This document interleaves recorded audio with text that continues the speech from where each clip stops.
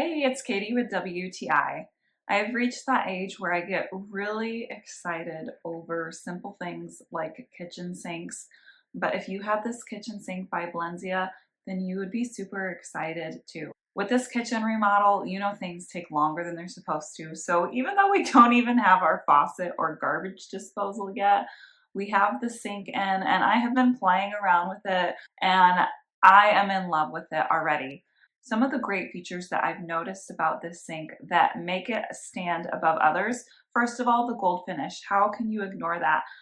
And then all of the accessories that come with it. I love the little lip edge so that you can fit a cutting board and a colander right in the sink with you. I also think the grate along the bottom is such a wonderful idea.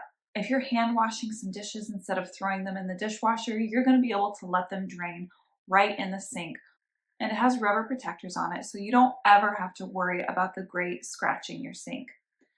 I also love the feature of the drain basket that's included with the drain. This has a little handle and you pull it out just like a cute little basket. Like I said, this hasn't seen heavy use yet, but it is so beautiful and makes everything so convenient that I can't wait to really see how it fits into my life. And that's my point of view.